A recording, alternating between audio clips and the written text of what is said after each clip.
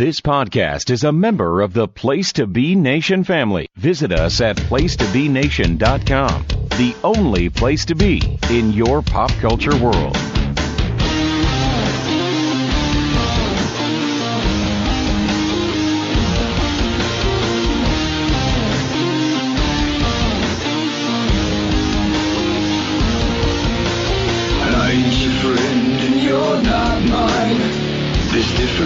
PTB Wrestling Network. Friends and family. Shake hands, throw the streamers. Welcome back to this month's episode of your home for everything classic Ring of Honor wrestling. It is the Pod of Honor. I am your co-host, Scott Crisco. Hi, everybody. I love doing this show. I love doing all my shows, but I love doing this show too. Number one, because my co-host is awesome. And secondly, I love the content. And we have a fun topic this month. And we may have a good surprise for next month. Talk about that in a moment. But let me bring in my co-host. He's also my compadre over at Place to Be Nation's Main Event. And he's on a myriad of other shows, both here and across the hall over at the No-So. Good evening, Steve Aloysius Willie. Hello. How's everyone doing listening? If you hear the earth shaking on this podcast, that is I'm in my basement taping, and there is no other adult human being home, and someone is jumping up and down and running across the floor. So any banging, you're not having an earthquake. That is just me. Are you saying that there's a super kick party at your house? I think there is a super kick party, except they're super kicking the floor. It's like slapping their thigh. It's like slapping your thigh. Oh yeah, it's like the rock. Only punches. reverse. It's the reverse of it. The rock punches. Anyway, hello, Steve. Always hello. Oh, it's awesome. So for those that have not heard this show before, welcome. It's good to have you. This show is not episodic, so you don't have to stop here and go back to the first episode. We started our first episode back in February. I think it was the first episode. So it is not episodic. So it's not like like the Place to Be podcast or anything like that. So you may continue to listen to this one, and then when we're done here, go back to the archive at placetobe.podbean.com and check out all the previous episodes because they were all pretty great. We talk classic Ring of Honor wrestling. I've wanted to do this topic forever, and then the one good thing Tony Khan has done with his money, one thing he has done with his money that's good, he bought ROH and has the library. So Watch ROH is much easier to maneuver and actually have than Honor Club, with which Steve does not allow us to discuss. So I must anything involving any conversation involving Honor Club is in abeyance. So can they just like did they get like a pile of DVDs with the sale? Can they just like have, why? Because you want to sell yours and you hope there's none around? No, I'm just like, can they give like some intern or like, I don't know, Bryan Danielson's children the DVDs to just upload to a computer and then put them on the Honor Club? Is that so much to ask? Right. There's like years. Yeah, if you need to edit out the themes, that's cool. Yeah, because obviously not everything is on the Honor, the Watch ROH, the Honor app, Honor Plus, whatever they want to call it. Anyway, but it does give us the opportunity to watch some great classic Ring of Honor wrestling, and finally gives me the opportunity to do a show about classic ROH. And we have a couple surprises that we will announce at the end of the show. Two guys one guy here in the PTB family and another guy who is an alumni of the PTB family who hopefully will be on our next show. So we'll announce that. I'll talk about that at the end. So this month, I think this was a topic that I mentioned to Steve, I think after our last episode of Place to Be Nation's Main Event, which of course is another tremendous show that Steve and I are on, of course, with the Godfather, Nate Middleton. If you're listening to this in its premiere airing, happy Sunday. We will have an episode of Main Event later this week where we'll be previewing AEW All In London and Emergence. There's a Impact show Sunday night in Toronto. So, so we'll do that's this. That's if you're listening. If you're listening to this like years later, then don't worry about it. But anyway, so we were talking about. I think we were talking about the G1 Climax. Is that what it was? I think. Yeah, I think we were. Yeah, and I said, Steve, I think a great topic for our next episode of the POH is the greatest crossover matches between Ring of Honor and New Japan Pro Wrestling. So that is tonight's topic. Steve Aloysius Willie picked 4 matches throughout the annals of ROH history where we did a crossover with New Japan Pro Wrestling. And we go as early as 2004 and as late as 2015. We also have some info from one of our dearest friends, and a guy who knows quite a bit about both promotions, Ring of Honor and New Japan Pro Wrestling. I think you all know who we're talking about. We'll get to him in a minute. Well, let's do this. Let's not bring him on. He's not on the show. Of course, we're talking about a PTB alumnus, and of course, he was the voice of Ring of Honor. He is the voice, at least the American voice, of New Japan Pro Wrestling, and of course, he's the voice of CM Punk's personal show, AEW Collision. We're of course talking about Mr. Kevin Kelly. Kevin, I talked to this week. First time I talked to him in a while. We love Kevin to death, of course. Used to host the Kevin Kelly Show here on the PTV Wrestling Network back in the day. You, Steve Aloysius Willie, were asking about where the genesis of this arrangement began. So you wanted me to ask Kevin. Yeah. And I did. And Kevin Kelly was very nice because we're good friends and we love Kevin to death. And Kevin will be joining us in the future. That was my announcement since I'm talking about him now. Kevin will be joining us in the future for a future episode of Pod of Honor. He definitely wants to come on. Maybe September, maybe.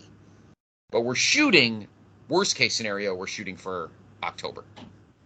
We're hoping to have him maybe on for September show. But we'll see. One of the next 2 months, we're hoping to have KK on for whatever topic we think of.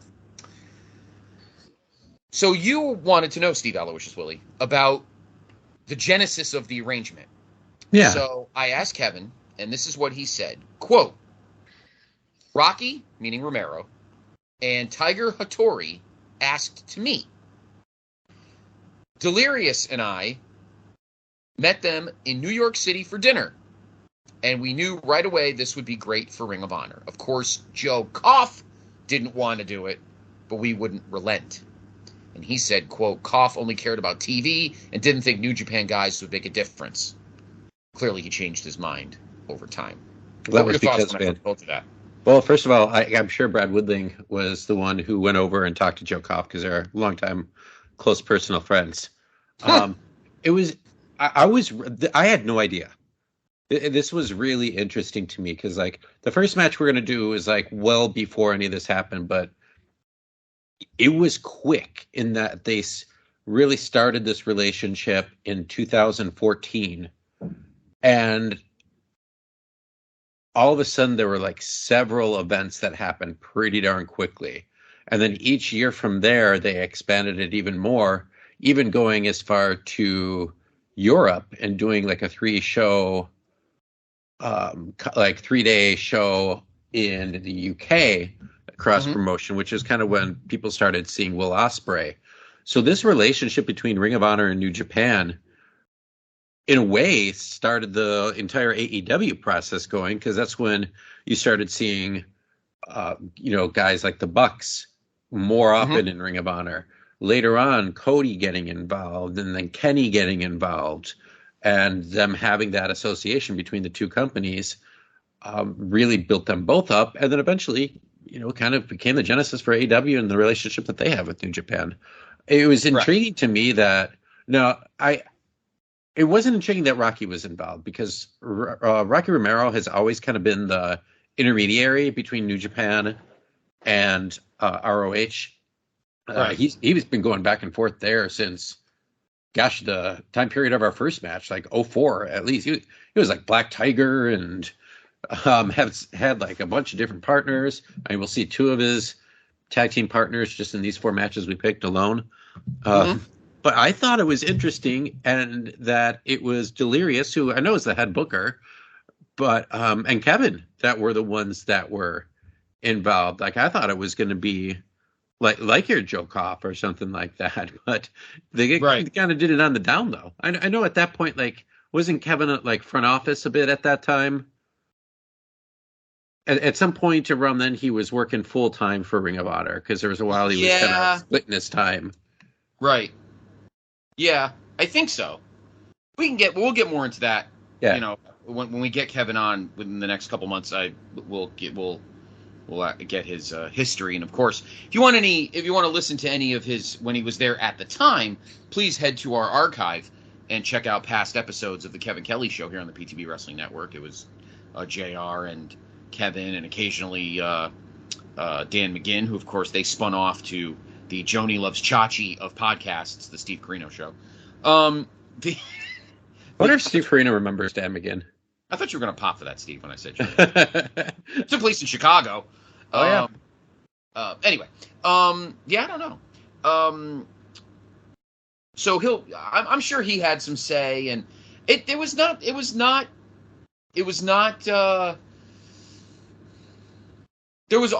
no negatives to the process, to the whole theory or scenario of having an arrangement. New Japan really came into its own in the early 2000s, because you have to remember the 90s was all about All Japan and the Pillars. So it was all about Misawa and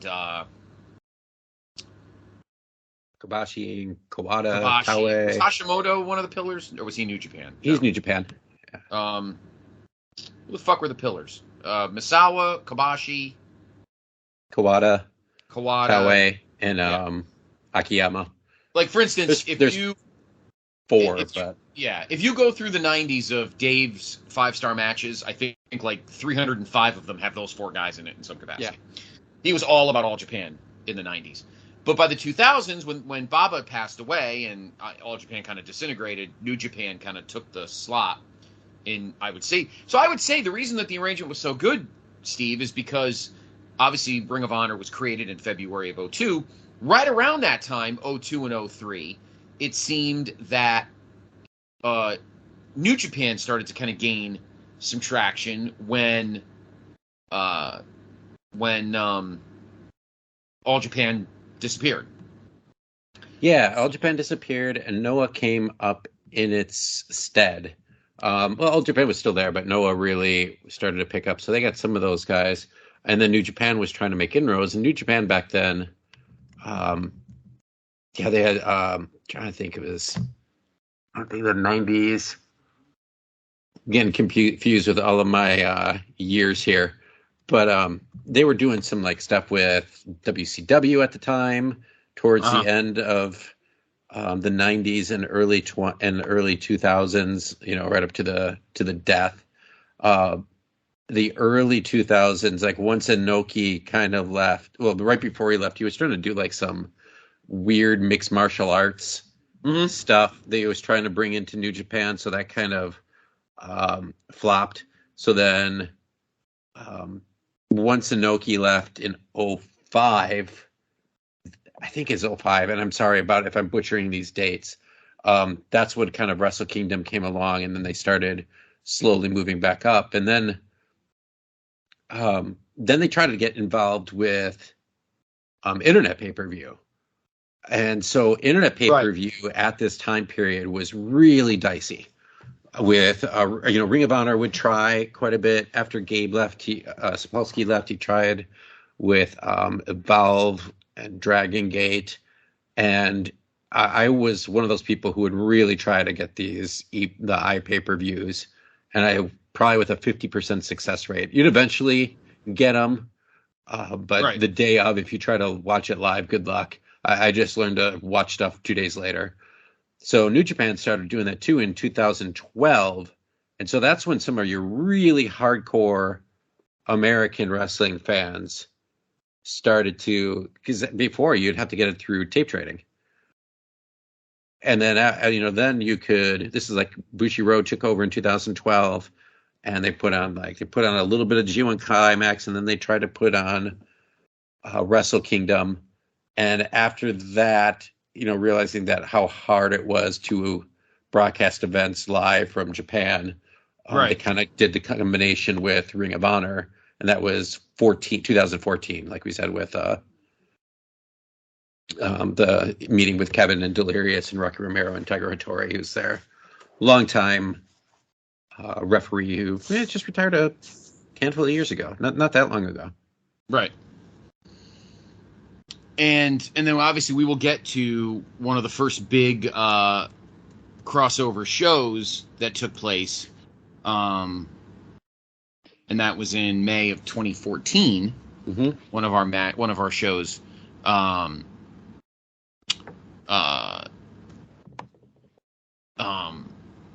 That we'll talk about tonight, or one of the matches from that show, and there's a few from those couple of years. But why don't we dive in, Steve, and tell us about match 1, because it's not only is it, it's an amazing match, but it involves two guys, one who was probably still in his prime, and another who was probably one of the 2 or 3 best wrestlers in the world and hadn't reached his prime yet. Yeah. So this is from the Weekend of Thunder a weekend for Ring of Honor. They didn't have pay-per-views back then for Ring of Honor, just VHS tapes and occasionally DVDs. So this is one of their first times bringing people in.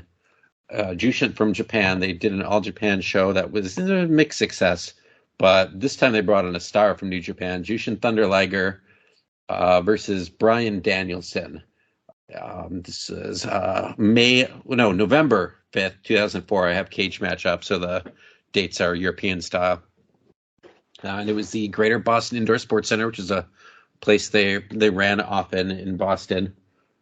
750 people, and a commentary, Gabe Sapolsky as his Jimmy Bauer persona, and CM Punk.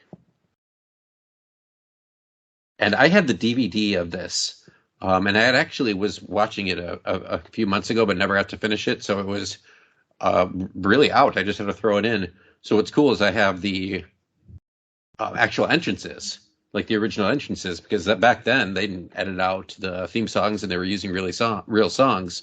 So Danielson came to the ring to Self-Esteem by Offspring, and was wearing what looked to be a Sith robe, like a Darth Vader Sith robe, and was completely shaved bald. And then he had Liger coming out to his classic theme song that he's always had, since the 90s to his retirement.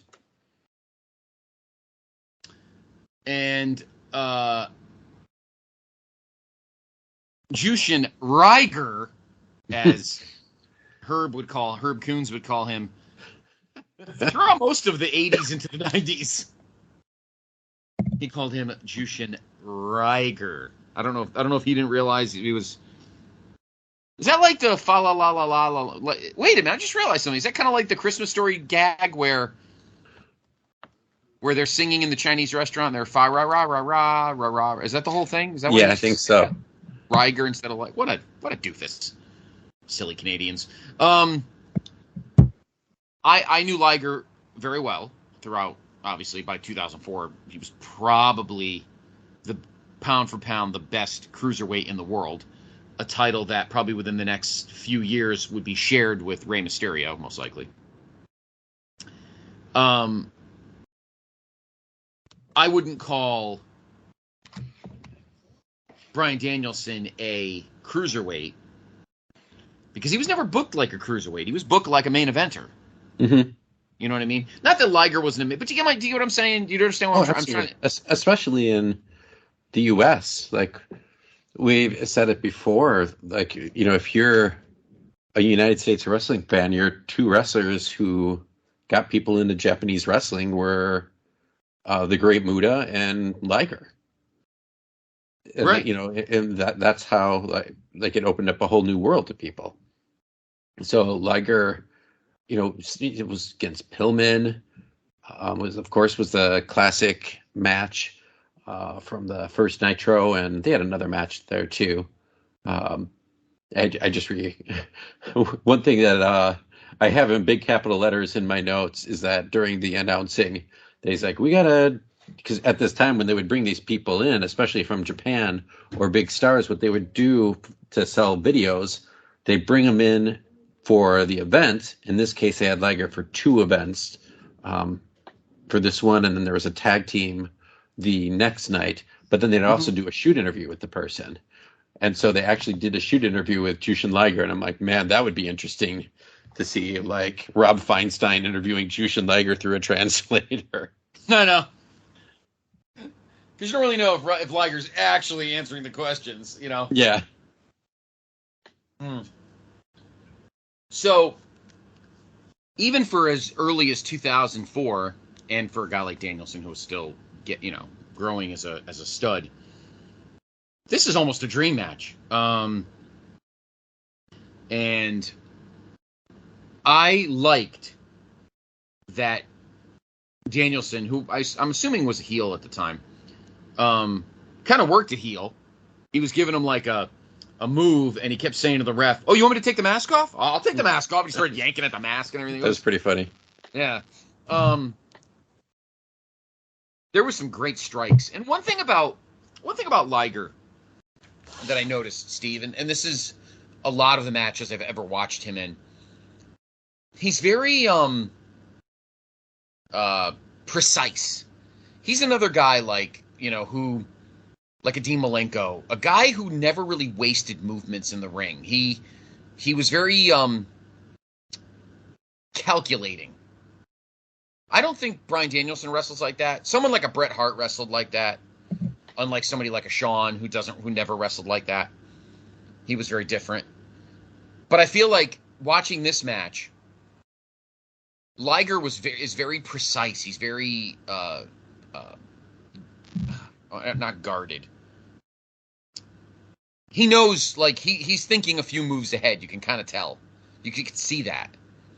And him and Danielson just put on just a fucking slapfest exhibition.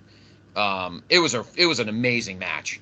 And I feel like Danielson learned something from Liger in that match that he would use down for the rest of his career. Because Danielson's another one that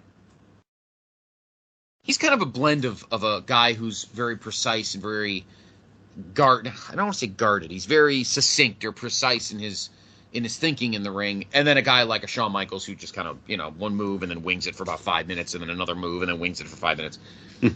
But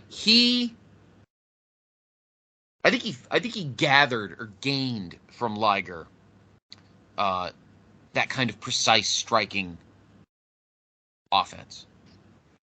Yeah. And it made the match just that much better that he kind of let, because Danielson was probably a ring general at that time, and he definitely kind of let Liger move things around pod by pod, It was an amazing match.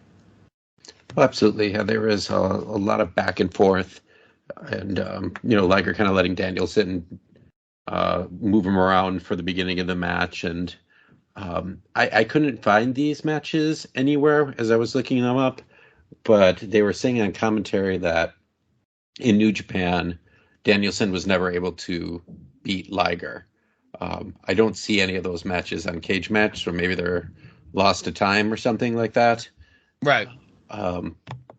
So, and this is there was no way Danielson was going to go over Liger. They weren't bringing him over to do the job to Bryan Danielson. No. He was there to make his money. I feel like I heard on the Ring of Honor podcast, and I can't think of the name right now, and I apologize, but they paid like 5 digits to get him over, and that's why they were able to do the 2 matches and the shoot interview. And of course they're going to have him. Yep, you're going over both matches. And let me tell you something. Even for 2014 ROH, that's not an easy, No. check to write. No, because they weren't really making money off of tickets back then. They were making money off of DVD and VHS sales. Correct. Yep. And you can't bring in a guy for $10K so 5K a night and expect to make money with 758 people coming in. Mm-hmm. The next night for Weekend of Thunder Tag 2, night 2, it was Danielson and Low Ki tagging together versus Liger and Samoa Joe. So it was, they would do this occasionally. They'd do like Dream Partner matchups, which I think is like a lucha tradition. So yeah, like Danielson picked Low Ki and Liger picked Joe, and that's supposed to be a pretty dang good match as well, of course. Right. Yeah, Liger won by, Danielson kept trying to go for the cattle mutilation a couple times, but Liger was able to break out of it, and then he just unleashed like a shote, like the rolling capo kick, like Low Ki does, and then I thought he was going to win with the running Liger bomb, which is the power bomb that he sits out in, but Danielson actually kicked out, and then so he gave him like a top rope brainbuster. Yeah, for the 3 counts. Yeah, it was pretty awesome. You have to check it out. This match was not on the ROH site. It actually was on YouTube. So yeah, it was on YouTube. Yeah, so you could definitely find it. But it's from 2004. I can go down the card for that match too, that show too. Yeah, I have a card for the others. Yeah, I got it. I actually, like I said, I watched this whole show over these past few months. This was the only match I hadn't seen yet, so it worked out well. Jimmy Rave, this is right after he joined the Embassy, defeated you're one of your favorite guys out of Chicago, Ace Steel. Yes. God. Homicide defeated Angel Dust, Dunn, and Fast Eddie. Wow. This is some old school ROH here. The Carnage Crew, Vito and Loke, defeat BJ Whitmer and Dan Moff. Low Ki defeated Chad Collier. John Walters and Nigel McGuinness. Nigel very, very early on into his Ring of Honor here. This is one of his first matches. PTB guy, John Walters. Yes. Yeah. And they defeated Jay Lethal and Samoa Joe, which is kind of surprising.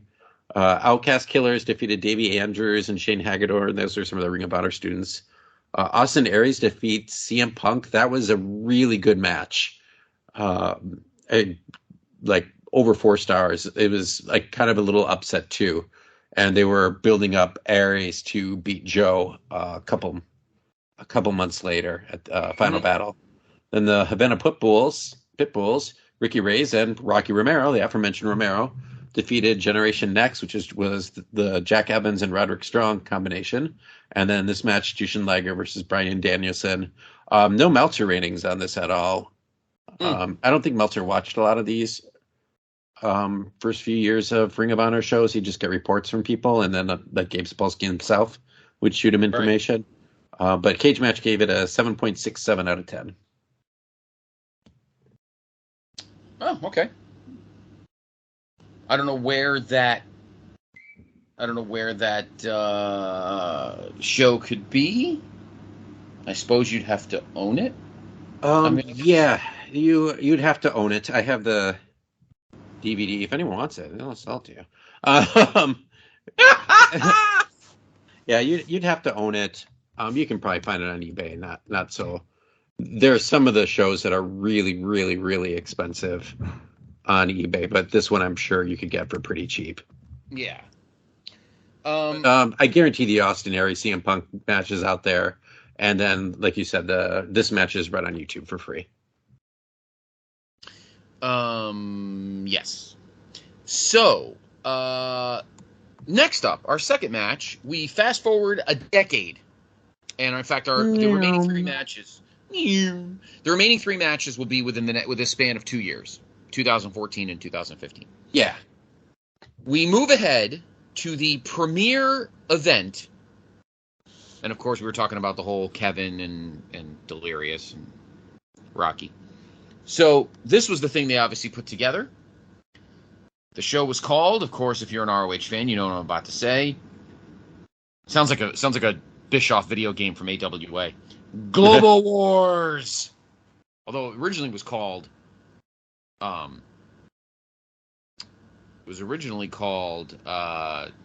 something else. It had another name. No, that's interesting. I thought it had another name, but anyway, they announced at the February 2014 HonorCon. Remember the days of HonorCon, Steve? Wow, I don't remember that at all. No, I don't either. Yeah, the announcement was made during an ROH event on February 22nd when ROH Chief Operating Officer Joe Koff and Booker Delirious, along with New Japan Chairman Naoki Shugabayashi and his translator, referee Tiger Hattori. So not that we don't believe Kevin. We of course we believe Kevin, but it all fits. There's all the names.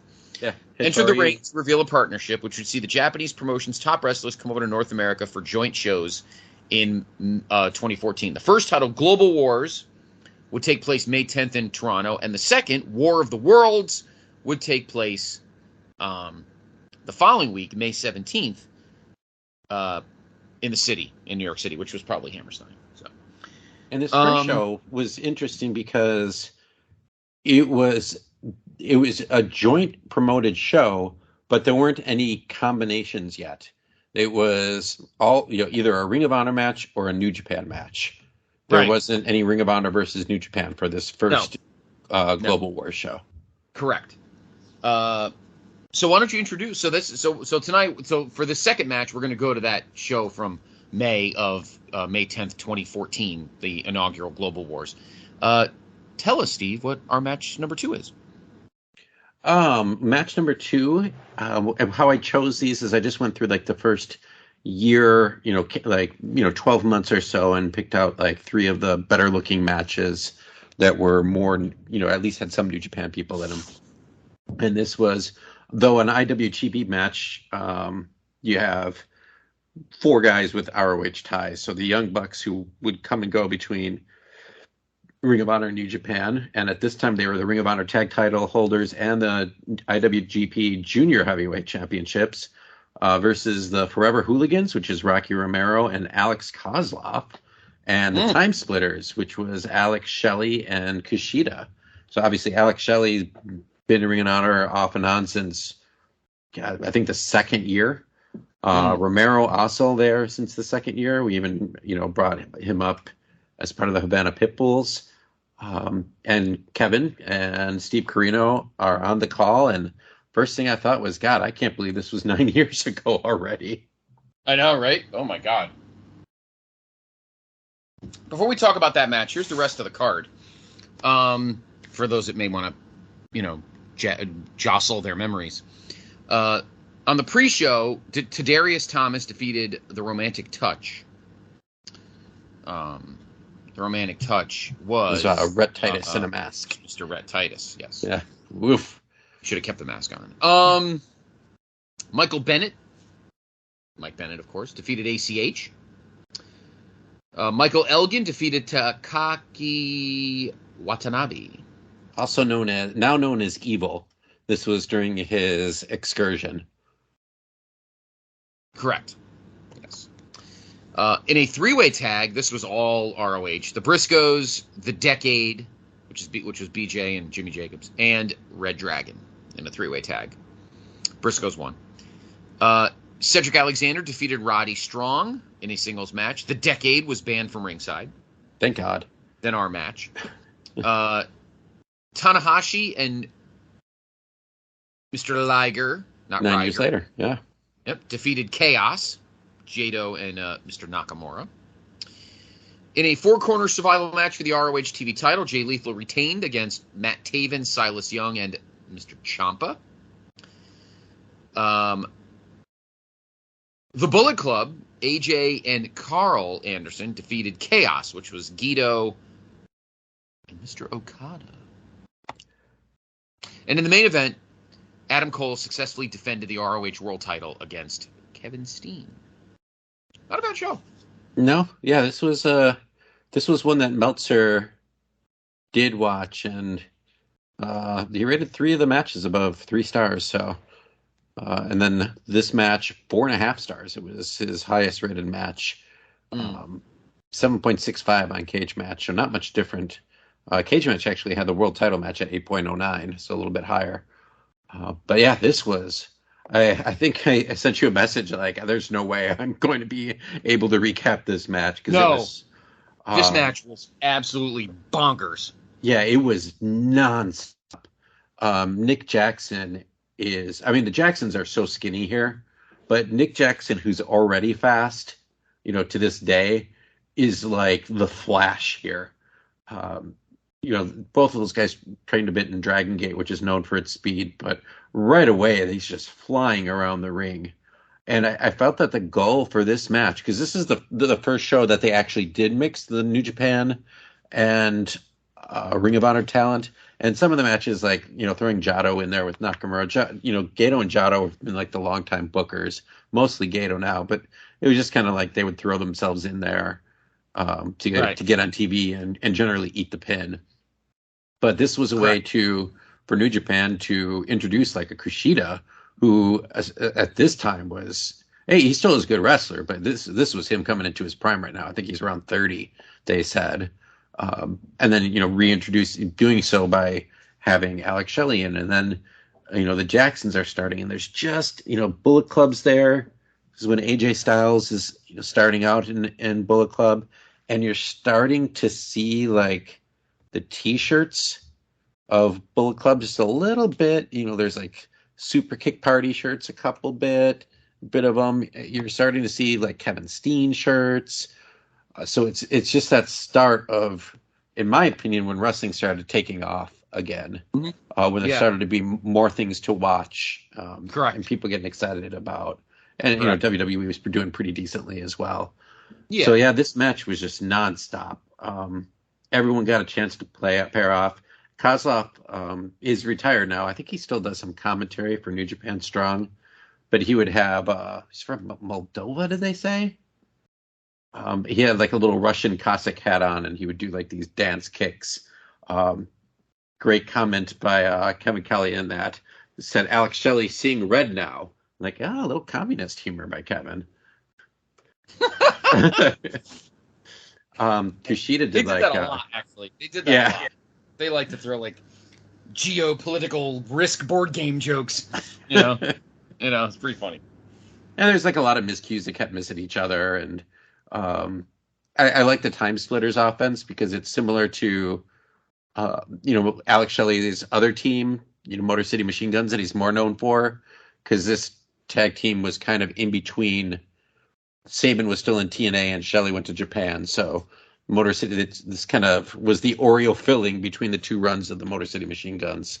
But they had very similar offense, but Kushida would just add his own twist in there, like throwing in a cartwheel or something. And Kushida was like, 26? He was young here. He Probably was upper 20s, I think. Yeah. Yeah, I mean, he's only 40 right now. So he was actually probably like 30. Yeah, like 29, 30. I can't believe he's 40. He doesn't look like he ages. No. The Young Bucks look like little children here. They do. They look like ring boys. Yeah, and Rocky Romero is another guy who does not. And Alex Shelley, actually, like some of these guys in this match, like those three guys, Kushida, Shelley, and Rocky, they don't look like they age in 10 years. Even more. Like Shelley looks about the same as he did in 05. Right.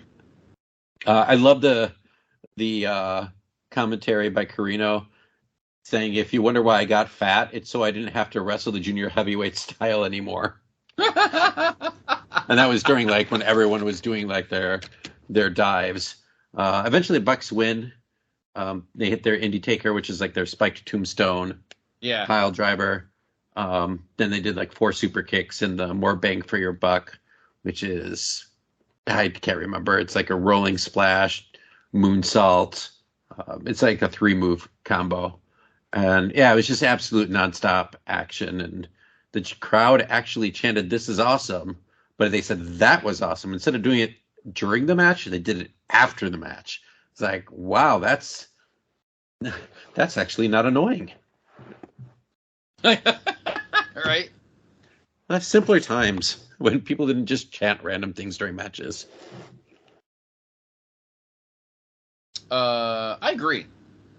But that match was just so amazing. And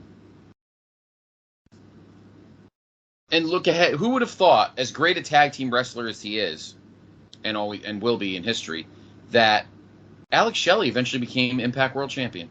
Yeah, currently called by this guy. Yes, you did. But, yeah. Crazy. So that match is on Global Wars 2014. That show was on the ROH site. It's on. Yeah, everything from 2014. I don't remember where they are at 2013, but everything from 2014 and onward is on our club, and it's the full pay-per-view version that they put on. So they have all the themes and everything like that. So that was, and they had another. That was the next week that they had the second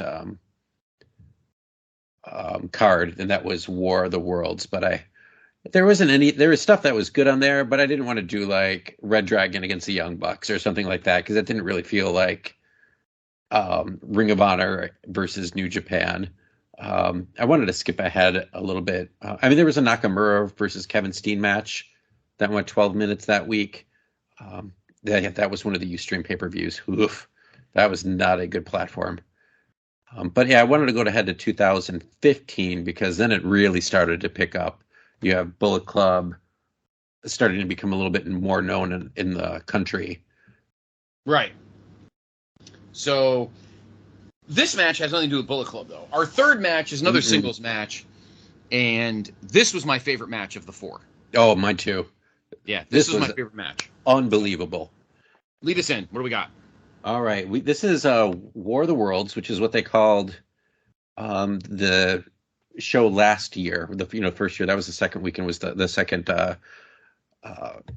show was called War of the Worlds, but now they're doing weekends. So they had a War of the Worlds weekend, the weekend of May 12th and May 13th, and then they had Global Wars a couple days later, the 15th and the 16th. So they did like 4 shows in 5 days. And then a lot of these they taped. Some of these matches they taped, and then they put on a few weeks of TV on Sinclair. Right. You can actually see in the match we do later, you can kind of see where they took the break mid-match. But on the Honor Club version, you see it without any of the commercial breaks. So this match was just like, hey, let's put some random combinations going. This, I believe, was from night 2, correct? Yeah, this was from... night 2. This was from night 2 in Philly. Yep. They were both in Philly, I think, right? Or no? Yeah, night 1 and night 2 are in Philly, and then night 3 and night 4 are in Toronto. Toronto was a huge hotspot for them. And this is a match that was in the middle of the card. It was the first match after intermission. And it's Hiroshi Tanahashi, a much leaner Hiroshi Tanahashi than he is in 2013. And he had his old theme song and probably 2 working knees. And he defeats Roddy Strong in 1655. This match was incredible. The setting and the way that the announcers had to get involved and the Pennsylvania State Athletic Commission had to get involved. I had no idea about this match. I think I watched this at some point, like on pay-per-view, or I had the DVD and the DVD was open. So at some point I watched this, but I do not remember it. And this was incredible. Yeah, what were your thoughts on it? It was I'm trying to figure out if Roddy was like at that level at that point yet. I mean, Roddy obviously most of 2010s known as probably one of the best, just pound for pound, just working guys in the indies, till of course he would go to NXT and become,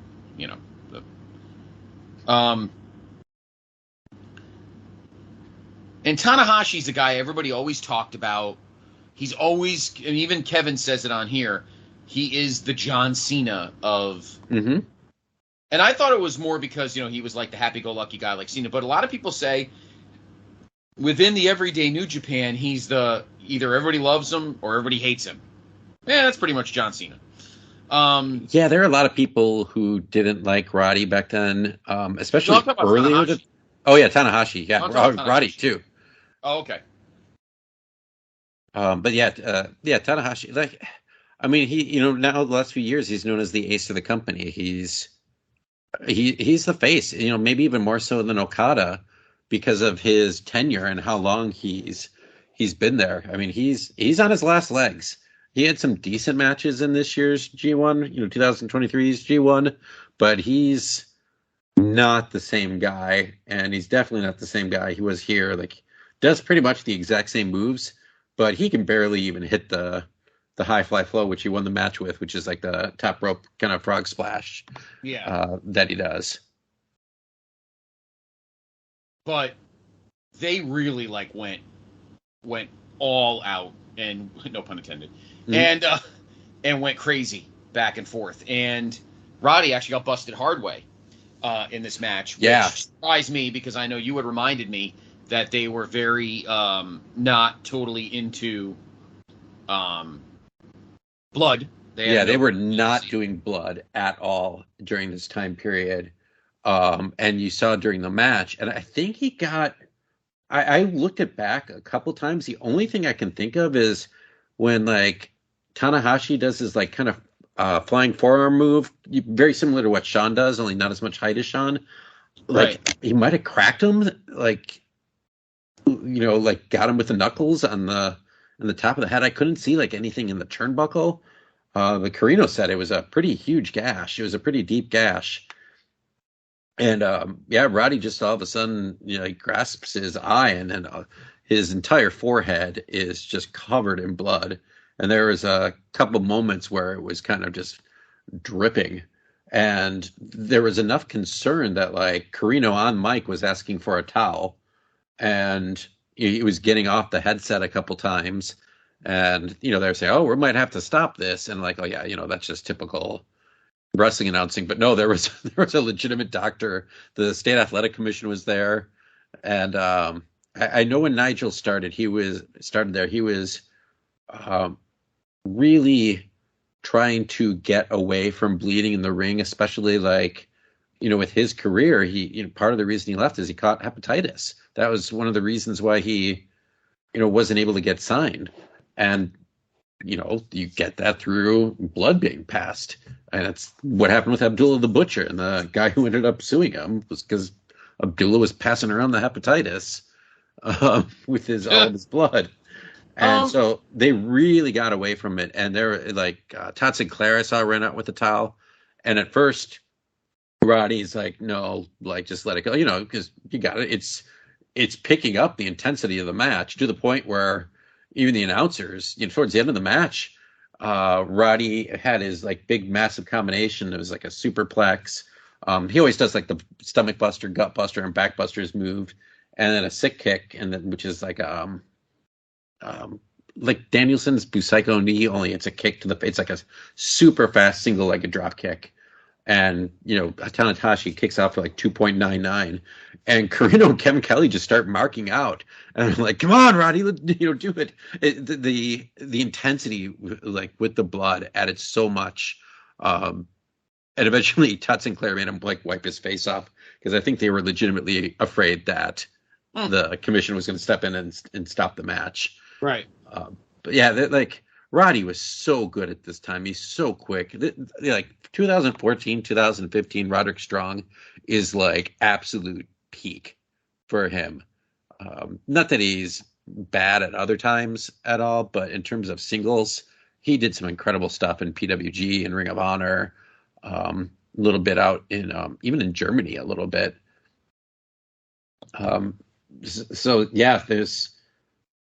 At first, it just seemed like it was going to be a basic match. Like it was just some back and forth and Strong like hit an Olympic slam. But once the blood started coming, it went from like 90% Tanahashi, 10% Roderick from the crowd to 50-50.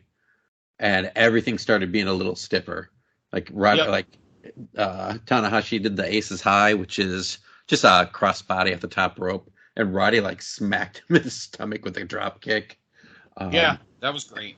And Tanahashi did like some wrist capture German, which I haven't seen him do in years. And then he did like his kind of typical offense, like the sling blade and the high fly flow, and hit a 3. And that was, what do you say, like 16:55. And 1657. Yeah. Yeah. I think Cage Match said 8.93, which is super high for any match. And like that's all time high. I gave it 4.5 stars, maybe even 4.75 stars. Like this is about as good to perfect of a under 20 match as you can get. And immediately the doctor and a couple referees were in the ring and they were trying to like towel off Roderick immediately. And I wonder if Sinclair had an issue too with blood. I don't know. I don't know about that, but Roderick just had this smile ear from ear to ear after the match. Like he knew he did something. Mm-hmm. Yeah. On a side note, you had mentioned the hepatitis and if anybody watched the Dark Side of the Ring with Abdullah, yeah, I kind of feel bad for the guy. I mean, did he fuck up? Yeah. But of course, the guy that he supposedly tainted did the same thing to somebody else like 3 years later. So, but I really felt bad for Abdullah. The guy can't read or write. Got totally taken advantage of. Yeah. And I felt bad for him. Not to say that somebody probably should have told him that you probably shouldn't be wrestling, but that's another story for another day. I just had to point that out. Well, one thing I wanted to point out too is like one of the criticisms I have of AEW is that they bleed too much. Oh, totally. And you know who's guilty of that? I'll keep my mouth shut. Yeah. Well, yeah, he's a big one. But I think even just in general, like even if they just did it like once a month, it'd be fine. But it almost feels like on a weekly basis at this point. It's almost like Blackpool's gimmick is to bleed. Yeah. No. Not Claudia though. I don't think Claudia's like, no, I'm good. He's like, I'm bald. You're to see my scar. But this shows what happens when you're not used to blood. Like the shock of everyone at ringside, and they're like, "Oh shit, what do we do?" And both Carino and Kevin Kelly are trying to get the towel to Roderick because they're worried the show's going to get shut down, and they're trying to hold off the doctor from getting involved, and like the fact that I don't even know how long it was before. Some of their huge, I don't remember blood being in the Steen Generico feud.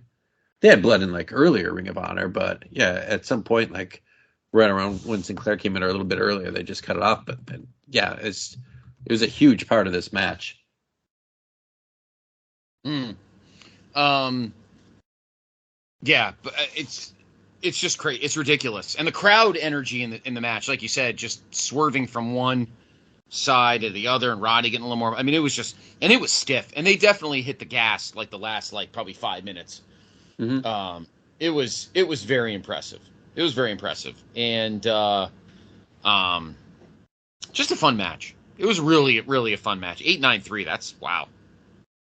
I'm on Wiki, so I don't have the grades. I know you're on Cage Match, but yeah, wow, that's crazy. If you're interested, it's on Honor Club. Here's the card. Night one, both nights were in Philly. Night one, Guido defeated Delirious. Roddy actually beat Kushida the night before. I'm sure that match was pretty good. That's probably really good, yeah. Lethal defeated Watanabe, the future evil.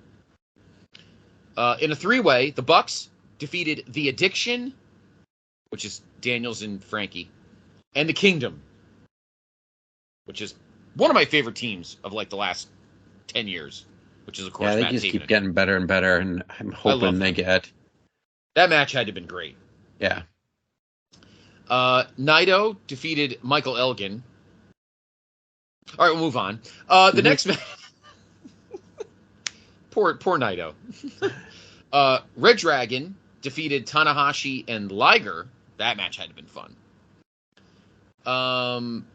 AJ defeated Adam Cole, which many consider. I think Dave thought this was a match. What did Dave give? Do you have night one in front of you, Steve? What did Dave give that? Let me see if I can get back to it. I was looking at Roderick AJ Strong. and Adam Cole.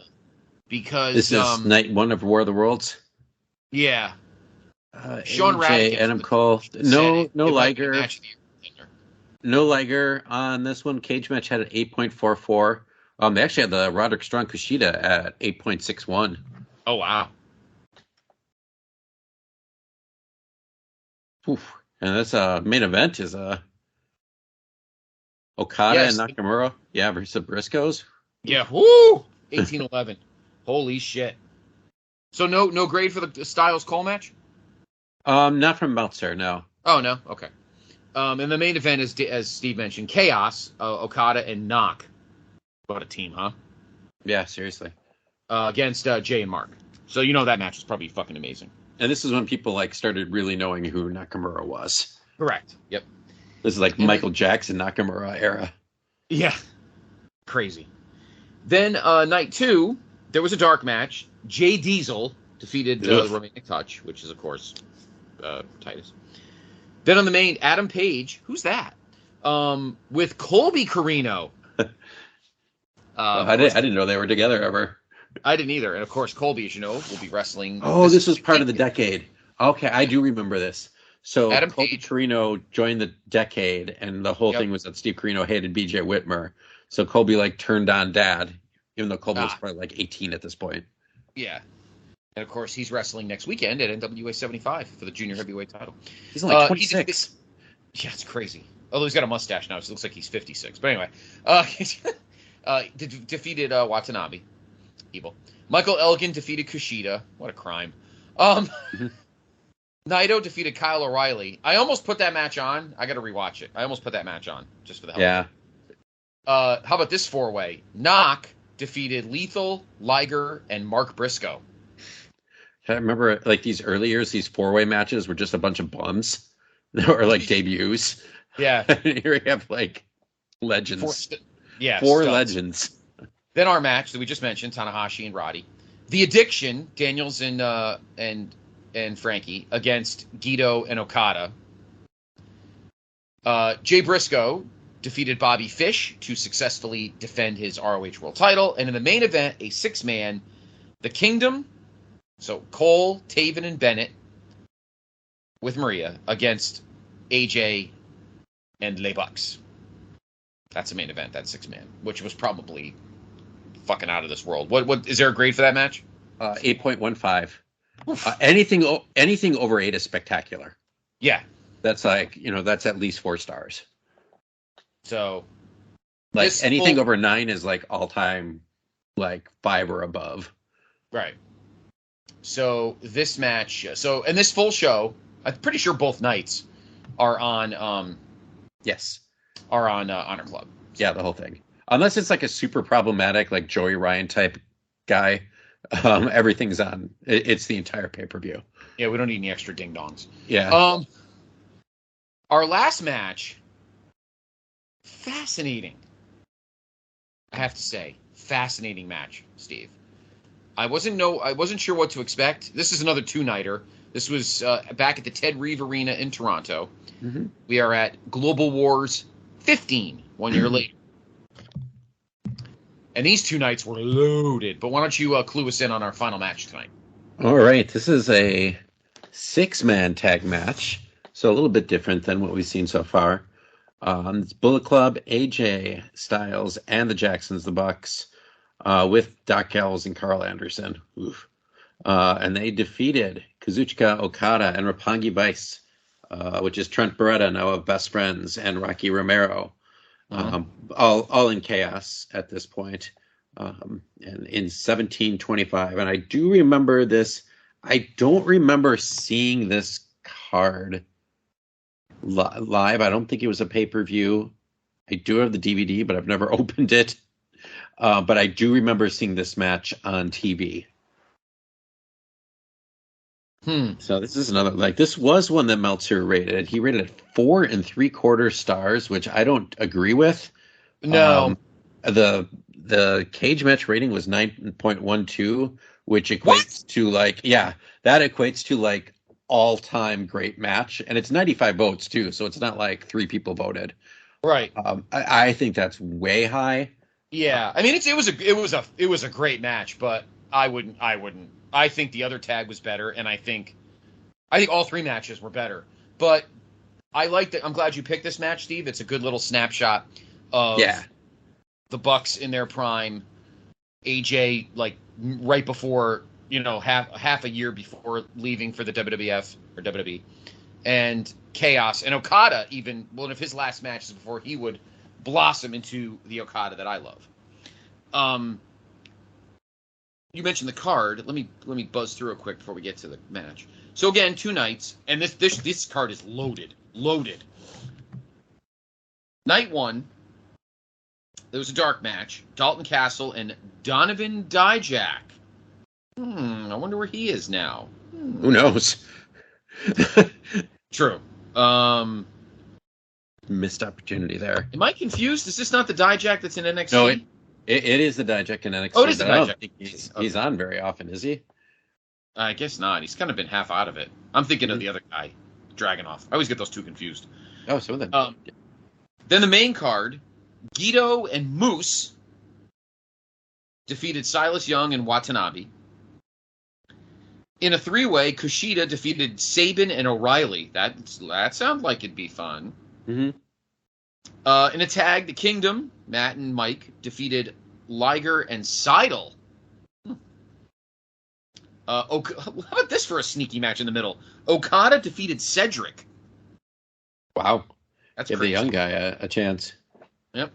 A 3-way tag, The Addiction, Danielson, Frankie, defeated The Decade, Adam and BJ, and Roppongi Vice, Beretta and Rocky. Knock defeated ACH. For the TV title, Lethal defeated Naito. Tanahashi defeated Elgin. And in the main event, a 10-man tag, because we know we're going to get one of those eventually. the ROH All-Stars, which is Hanson, the Briscoes, Ray Rowe, and Roddy, defeated the Bullet Club, AJ, Doc, Carl, and the Bucks. Is there a grade for that one, Steve? Yeah, I can give you the Meltzer did most of these. I can give they usually put on Cage Match everything over 3 stars. The Kushida, Sabin, O'Reilly got 3.25, 6.93 on Cage Match. Okada, Cedric got 3.5 stars, 7.14. The tag team match, Addiction, Decade, and Roppongi, 3.25 stars, only 5.52 on Cage Match. Knock versus ACH, 3.5 stars, 6.81. Lethal over Naito, 3.5 stars, 6.21. Tana and Elgin, 3.5 stars, 5.82. And then the 10-man, 4.5 stars, 8.11. Wow. Now here's night 2. 14 matches on night 2. Good God. Which concludes with our main event. So 13 matches. And that tells you the energy level of the crowd for this match, because they were sitting through 13 matches before this. So, and probably a whole show. A lot of them probably went to the show the day before, too. Right. Fortunately, these matches are mostly short. Kushida defeated Will Ferrara. Silas Young defeated Watanabe. Moose defeated Colby Carino. There's your whole storyline there. The Briscoes defeated the House of Truth, which was Dijak and Jay Diesel. Kyle O'Reilly defeated The Addiction in a 2-on-1 handicap match for the tag team titles. So Kyle O'Reilly won the tag titles. Oh, it was by DQ, so the belt did not change hands. Liger defeated Dalton Castle.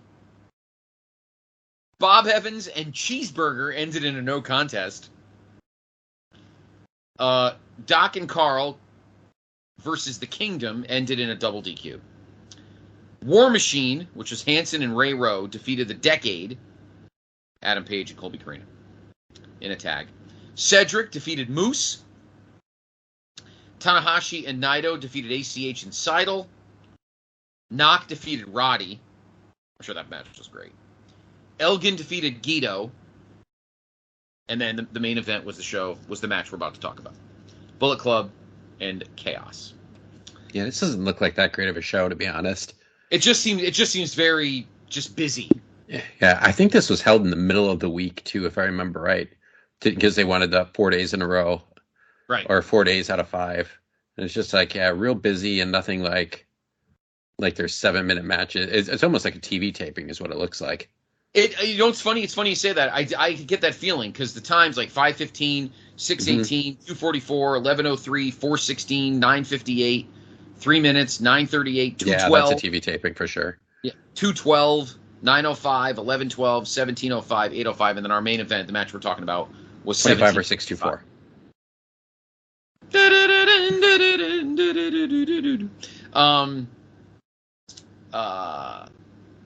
This match, AJ. I'm gonna talk about AJ for a minute. AJ just added like this crackle of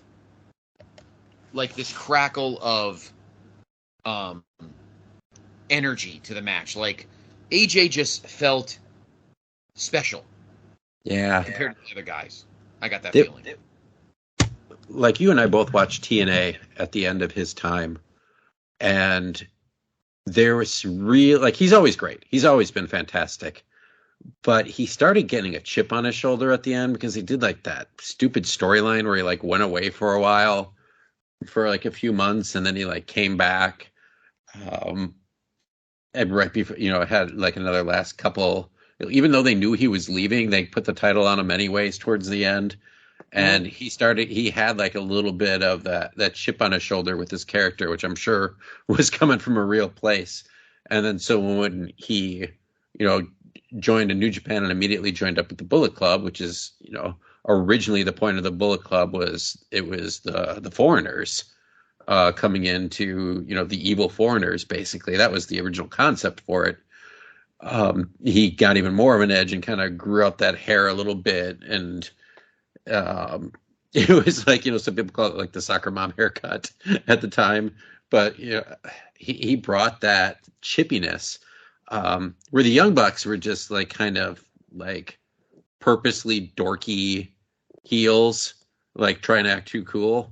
Doc Gallows is just a doof. And Carl Anderson, this was kind of peak Carl Anderson in terms of like singles time, but like AJ Styles was definitely the star of this group in America. And the Young Bucks were really on the come up. Right. I like how you said they were like skinny dorky nerds. That was funny. Yeah. But I mean, it kind of was their gimmick in a way. Like towards the end of the match when like they're, Matt keeps doing the suck it. It's like purposely DX tribute, but on like cocaine. Yeah, like total fanboyed up. Yeah, totally. Yeah. I agree. Like some asshole like, they're marks, and like, no, that's the character. They're like total doofs.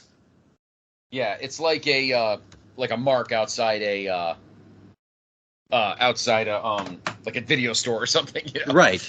I was like, and that was the whole point of the super kick. The whole super kick party was just like taking Shawn Michaels and, when it used to Shawn Michaels that super sweet chin music used to finish matches, but over time, that move started meaning nothing, and so they just went completely over the top with it, on purpose, and the crowd just started responding to it.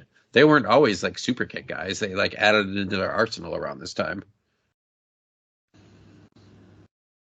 But yeah, absolutely. AJ is like... He's a star. Yeah, absolutely stands out. This time period, if you ever watch any of Ring of Honor with AJ or the New Japan run with AJ, like he had a G1 climax where pretty much every match that he did was spectacular. There's a famous match with... Because this is when like you were able to start watching G1 climax on Access. You'd get it a few weeks after the fact, or you could pay like a ridiculous amount of money to watch it online. It was like $200 for the tournament or something. But there's a match that he had with Minoru Suzuki at this time. Holy shit. It was just the two of them laying forearms into each other. Just, actually hitting each other. It was incredible. I'll look up that. But like, I have a comp of him in New Japan from this time. And I have the comp, which I know there's an AJ comp on Honor Club, but I don't know if it's like his old school stuff or his new school stuff. But if you have Honor Club, like, man, go watch some of that stuff or any of the stuff on YouTube that he did, because this was his peak in terms of in-ring and what got him so over when he came to WWE. And he, like, those first couple years in WWE when he was doing the stuff with, like, Cena, that was, like, amazing stuff. Right. Yep. Yeah. I mean, it's just he commanded the ring. I mean, he kind of gave the Bullet Club some teeth. And Okada, I can't not talk about. 2014, obviously 2015, he hadn't quite hit the peak. He hadn't quite reached that main event status he would have, pretty much from 2016 to now.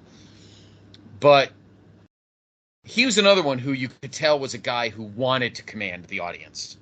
Yeah. And eventually would. And pound for pound would eventually maybe be one of the best Japanese wrestlers of the last 20 years. Mm-hmm.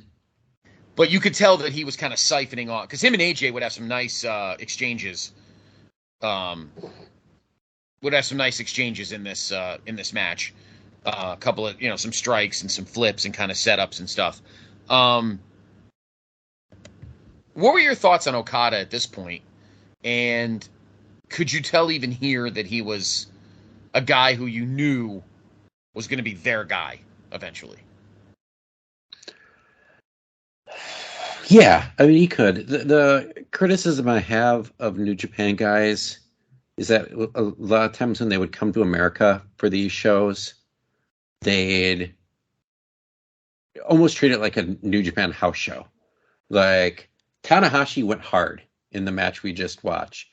Okada in this match, he did a few moves, but he was kind of phoning it in. He could do more, and I think that was just, we're here as the special attraction. But yet with all the money flying down, you could see that New Japan and Ring of Honor saw money in this guy. Right. And just as a side, the AJ Styles Minoru Suzuki match, 9.44 on Cage Match, which is top 100 matches in history. Nice. At the bottom of that, but 4 3/4 from Meltzer, before he went over 5. So yeah, we're talking all-time greatest matches. Not AJ's on quite a few of them. Yes, he is. And I think that I definitely, it's funny you say that this must have been treated like a TV taping, and it probably didn't have that same oomph that the one the year before did, even though some of the matches here are fucking amazing. This second night seemed like an afterthought compared to the first night. Now, Global Wars would last what? How much longer would they do Global Wars for? I think until the very end. At the very end, like pre-pandemic. Yeah. Let's see. Global Wars. Yeah, they the first one they did was actually in 2012. Oh, it was called Border Wars. Remember I was saying I was thinking of another title? Border Wars, which they did in 2012 and 2013. Then the Global Wars we did earlier, 2014. Then this one. 2016 would actually be in Chicago. Did you go to that one? I think so. Main event was Lethal and Colt. Oh, maybe not. No, I don't think I did go to that one. Now, the Global Wars usually was in May. In 2017, they changed it to October. Mm-hmm. The 2017 one was in Buffalo. The main event was the Elite, Kenny, Matt, Nick, versus the Kingdom for the 6-man title. Then they did 2 in 2017. The other one, actually, I'm sorry, they did 4 in 2017. 4. Buffalo, Pittsburgh. Main event was the Luxury Trio versus Chaos. Mm-hmm. But not with Kenny, not with Okada. Then they did Columbus, Ohio. And the main event was Kenny, Matt, and Nick against Best Friends and Flip for the 6-man titles. Then they did Chicago again at the Odeum Expo Center in Villa Park. Yep, that place used to host the ECW shows in Chicago. Wow. The main event was Kenny and Yoshihashi for the U.S. title. The IWGP. That show I did go to. They did 4 of them in 2018. So I didn't realize they did this. And they did the first one was. Now these too. They did in November. They did Lewiston, Maine. The main event was Lethal, Gresham, Sabin, and Kushida against my favorite faction, Los Ignorables de Japón. Then they did Lowell, Mass. It was Lethal at Gresham versus Sabin and Kushida versus the Bucks versus the Kingdom. Then they did Buffalo again. Main event was the Briscoes versus the Best Friends versus the Elite, which was Cody and Hangman. Cody! Devontae Rhodes. And then the last one was in Toronto. The main event was Lethal and Kenny King for the ROH World Title. Then they called it this. You're right, Steve. They stopped before the pandemic because the following year they did it in September. They did 3 days. Dearborn, Michigan. The main event was Bandito versus Jay Briscoe. Then they went back to Via Park on September 7th of 2019. It was Villain Enterprises against Lifeblood. And then Milwaukee, Steve, at the Potawatomi Hotel and Casino. Oh, yeah, I didn't go to that one. Roosh and Jeff Cobb against the Kingdom, which was Matt Taven and Vinny Marseglia. Yeah, because I used to go to, God, I'm wiping out here. I can't remember where they were in Milwaukee, but they took a chance and went to the Pot, as the locals call them. The Pot, that's funny. Yep, I ran track directly across the street from the Pot in college. That's funny. So anyway, and then of course they stopped the following year because of the dip. Yeah, and they did a bunch of War of the Worlds. They would do, 4-night weekends of War in the Worlds up to 2019 as well. Mm-hmm. And they did some in the UK. I mean, they knew those were the shows that made them money. Those when they could bring in the New Japan guys. Right. But by the time 2019 came, I mean, it was dying anyway because, AEW was popping up. So a lot of the guys, had left. Right. So, let me look at that. There's a link for that too. Let's see. How often did they do that? They did every year three or four times. And in 2017, they actually had, 2 different War of the World weekends. They had a 4-day run in Toronto, Dearborn, New York, and Philadelphia, and then they did 3 nights in the UK as well. Yeah, August. Yep. Then so they milked the War of the Worlds and Global Awards for sure.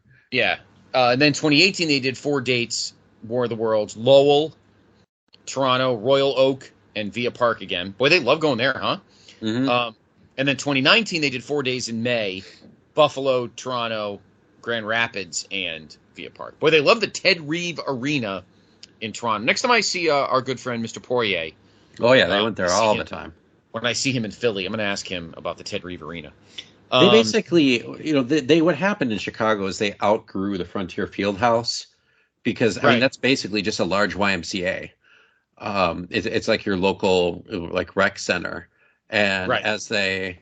that could hold a good 1,500 people, but when you started upgrading with Sinclair and you brought in all that TV equipment, and then also you'd have, the bigger shows, you'd bring in Kenny Omega, they were bringing in several thousand at that point.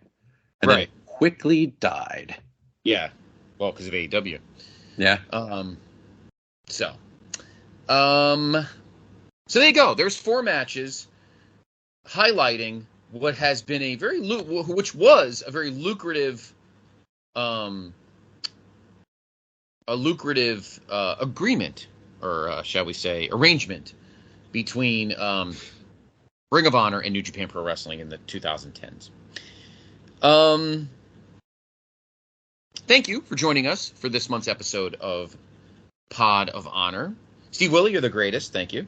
You are 9.1 in my cage match. That's pretty good. I'll take that. Yeah. I'm a solid 4.5 stars. Yes. You can follow Steve on his Instagram and other things. He's with me every other week with Nate Milton on the main event. If you're listening to this when the show drops on Sunday, special Sunday episode of Pod of Honor. Later this week, Nate, Steve, and I will be back for the main event. We will preview, speaking of AEW, we will preview All In London, as well as Impact's Emergence, which is the prelude show for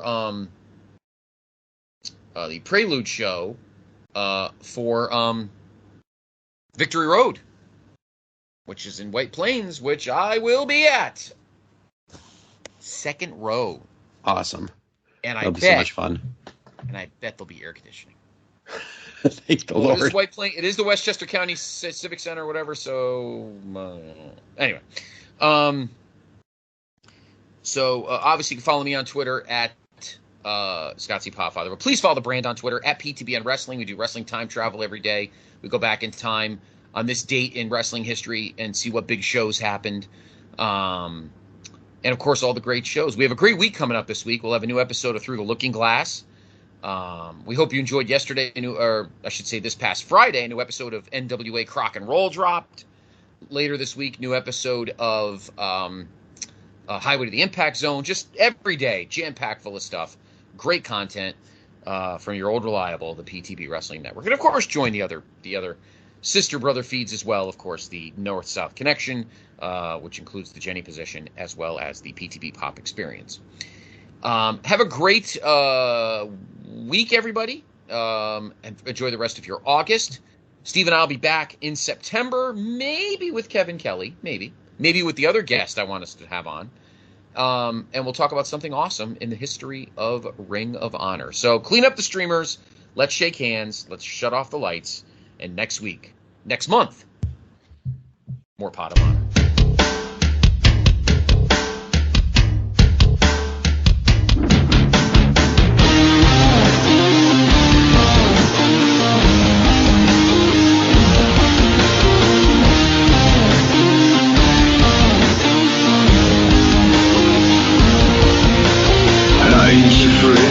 You're not mine. This difference helps me cross the line. Every time I'm confronted, I'm unafflicted by my actions. Suffering is the result of a game.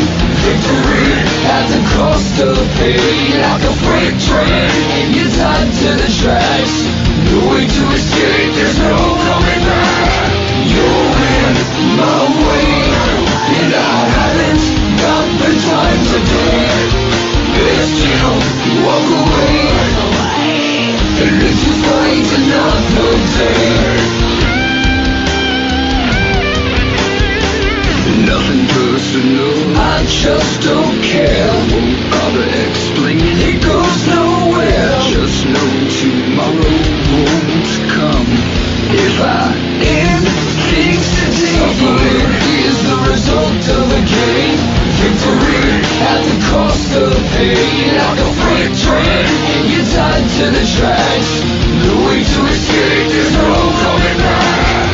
You're in my way, and I haven't got the time today.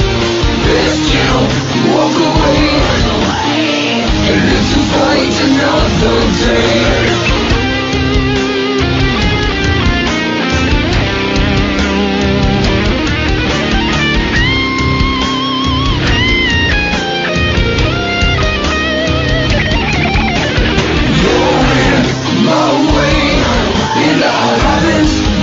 Time today, best you walk away and live to fight another day.